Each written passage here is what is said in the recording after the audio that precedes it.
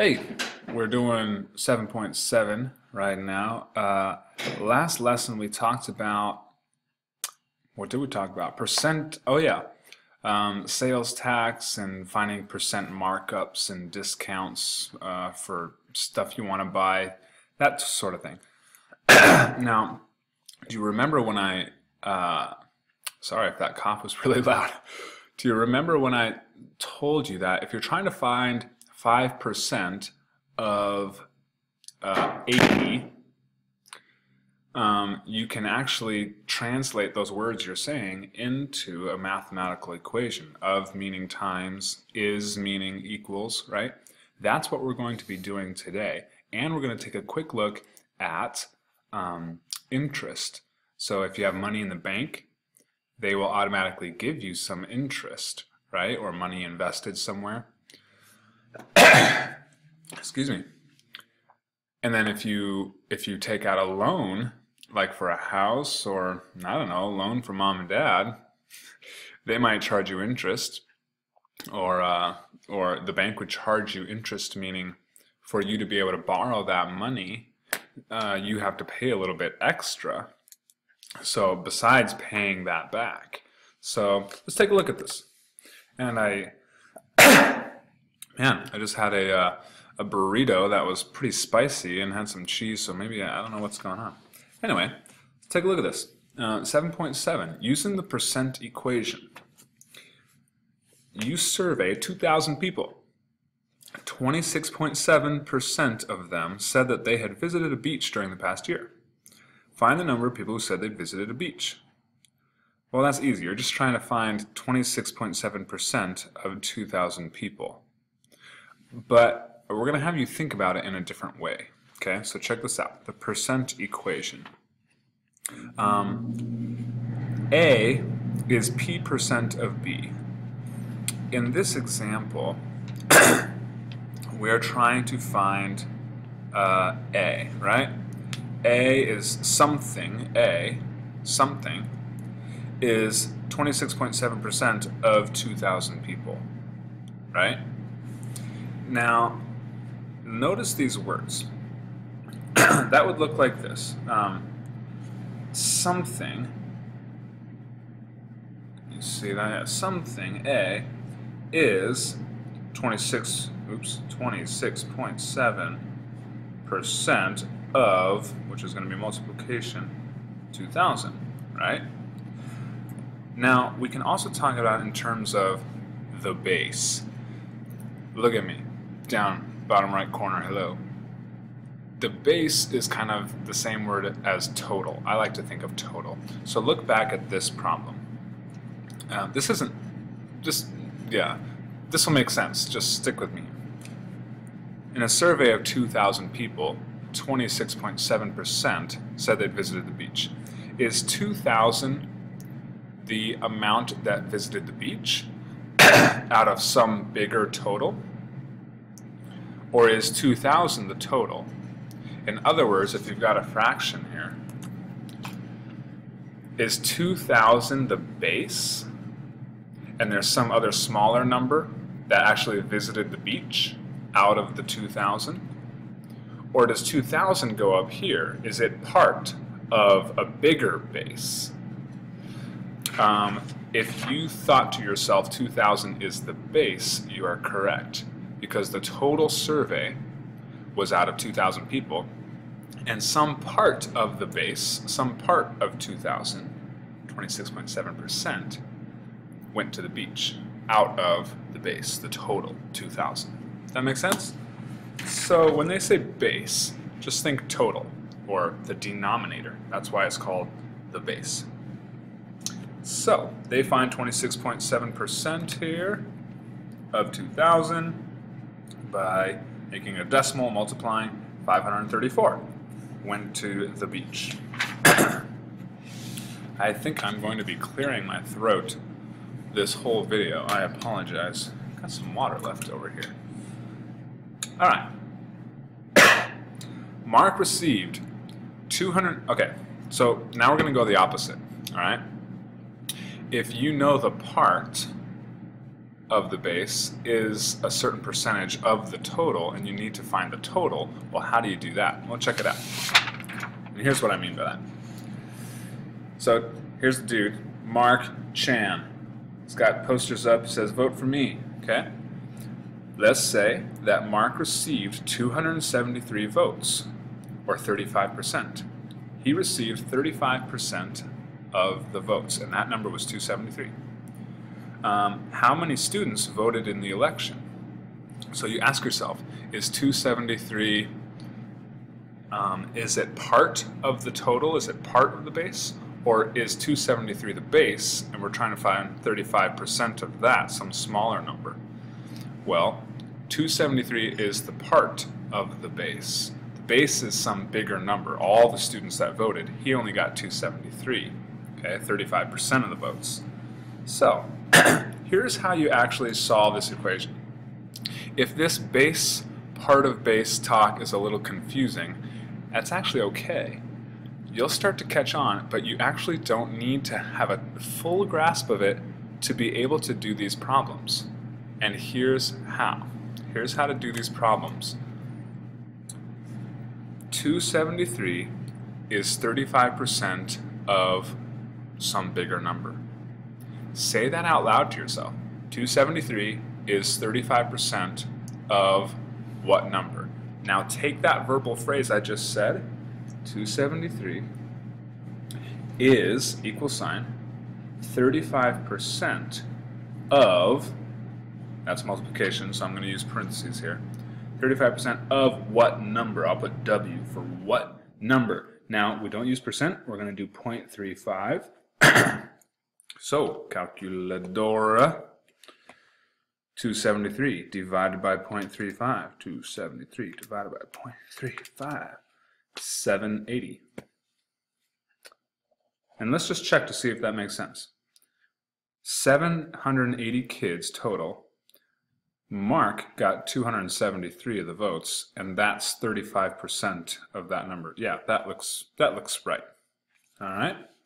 So we just took that verbal phrase we said, 273 is 35% of what number, and we translated that. We put that into the percent equation, okay? Flipping the page back over here. This is called the percent equation. A is P% of B, and you just got to know what you're talking about. If you're talking about part of the base or the base. Let me pause this for a second. Visitor here. Hey! I miss you guys. What do you think about Kind math? of a little bit. Math is awesome. I was actually really, people don't believe this, but I was actually really good at math when I was in school. I don't believe you. I know. So people don't believe it, but I got all A's. You guys should too. Cool. Maybe we'll have Mr. Heel teach math sometime. All right. Where were we now? Oh yeah. Okay. So let's go to percent. Not percent. We've been talking about percent. Let's go to simple interest. And my spicy food is making my nose run. So we found part of a base already. Okay, 35%, or we found 26.7% of 2,000, which was the base. It was the total. Okay, that's pretty easy. Then we had a part of a base. We had not the total, and we knew it was 35% of some bigger number, the base, the total. And so we found that total, 780. Now, here's where this rubber meets the road. Simple interest formula. Another little business lesson for you here, okay? Interest is the amount paid, and this is from your book, the amount paid for the use of money. If I give you $100 and I tell you I'm going to charge you 10% interest per day, that means 10% of $100 is $10. You are paying me back that $100 as best you can in whatever time frame you have, but every day you have to pay me, I'm charging you $10 more to use that $100 every day, right? That would not be a good deal for you, by the way. So that's called interest. And it works both ways. It can work for you or against you. Interest works against you if you're borrowing a bunch of money. So my house that Mrs. Anderson and I bought a year or two ago was around $200,000. Now we don't have that much money. We borrowed that money from the bank. That's called a mortgage. The bank charges us interest. We're making payments on the principal. Okay, you see this word principal here. Principal is the amount we borrowed. Let's say we borrowed the full $200,000. That's the principal. But the amount that we actually have to pay back is more than that because they're charging interest. So, and we have a 30-year, I think I have another visitor coming in. I do. 1 second. To you, that was like no little break, but I was just gone for 5 minutes. Okay, so talking about principal, we're paying principal amount of $200,000. That's how much we borrowed, but actually, and that's over a 30-year fixed loan. You'll learn about this someday. And so after 30 years, because it's going to take us a long time to pay back that much money, so much interest will have accrued, will have compounded up, added on top, that we'll actually pay like maybe double, like $400,000 or $500,000 for this house, not $200,000, because we have to pay a lot of interest. So it can work against you if you're borrowing money, but it can work for you if you invest money. That's what people do for retirement. So if I have an extra $1,000 this year that we've kind of saved up, and I want to invest that somewhere, I'll put that $1,000 into, and you can invest in different places. This is when you hear about stock market or mutual funds, stuff like that, retirement accounts. You could put $1,000 in. That's the principal. And then if you have a good interest rate, then you'll get that interest start to build on top. And when you retire in however many years, then you'll have more than $1,000, right? So this is how that works. There's a very simple formula right here. I is the interest. Capital P stands for the principal, the amount that you borrowed or the amount that you put in. Usually we talk about interest in terms of per year, so 10% per year. So let's say, I think our interest rate for our house is like 4% per year. So if we borrowed $200,000, times 4%, 0.04, per year, we have to pay $8,000 extra per year. That's our outstanding balance. So yeah, it kind of adds up quickly. Okay, so I equals PERT. You'll often hear PERT. R stands for rate, the annual interest rate. In my case, that was 4%. P stands for the principal. I is the amount of interest. So when I just did that on my calculator, the amount of interest there was $8,000, right? And T is the time in years. So let's do a problem here. You deposit $500 in a savings account. This is good. This is going to work for you. It pays a simple interest rate of 2.5% per year. How much interest will you earn after 18 months? Well, write down I equals PERT. Okay? I stands for interest. This is going to tell you how much interest you'll earn after 18 months. Now, P is your principal. Let's put 500 in for P. That's what they did. Red, red. Okay?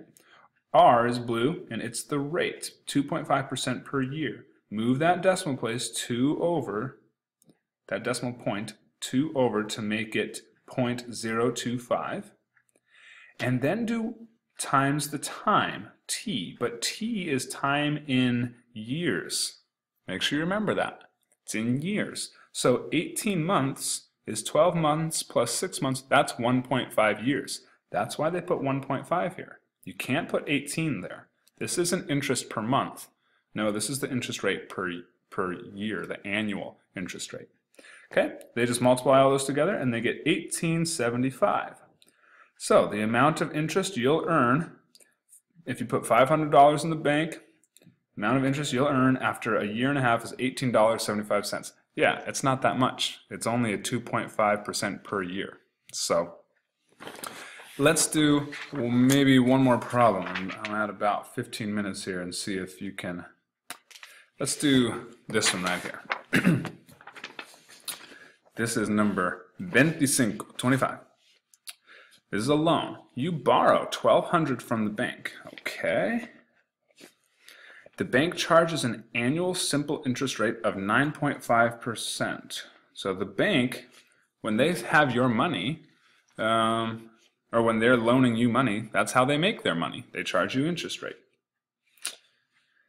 It takes you 15 months to pay back the loan. How much interest do you pay on the loan? What is the total amount that you pay the bank? Ooh, interesting. Okay. So how much interest do you pay on the loan? I equals PERT. Okay. I is the interest that we're going to be paying, the total interest. So we don't know what that is, so I'm going to leave it as an I. P, that's the principal, the original amount, 1,200.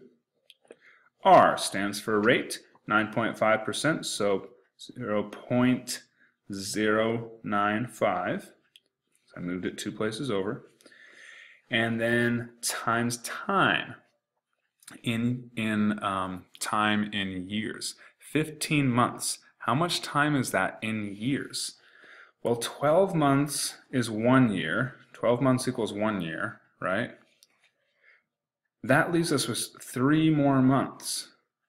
So 3 months out of 12 months is 1/4. So this is 1 1/4 years. 15 months is 1 1/4 years. 12 months plus another 3 months. 3 months is 1/4 of a year. So I'm going to put 1.25 because isn't 1.25 1 1/4? Yes, it is. All right. Oops, not plus. 1,200 times 0.095 times 1.25. 142i equals 142.5. I'm going to put a 0 there because we're talking about money. $142.50 is the interest that we will pay. That's the first question. Oh, yeah, don't go too fast, right? This is a 2-part question here. How much interest do you pay on the loan? You pay $142.50 interest on the loan. What is the total amount that you pay the bank? Well, the way that, sorry to tell you guys, but the way that a loan works, you don't just pay the interest, you have to pay back the principal, right? That's what a loan is. You got to pay back the amount as well. So what was the original amount we borrowed? $1,200, plus we're paying back the interest. So 142.5 plus 1,200, 1,342.5.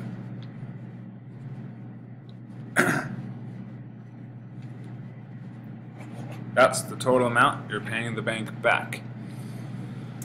Sound like fun? That is the percent equation, right? That was the percent equation, translating verbal percent equations into algebraic expressions here. And also that was simple interest. So rewatch whatever part you might need to, and I will see you next time.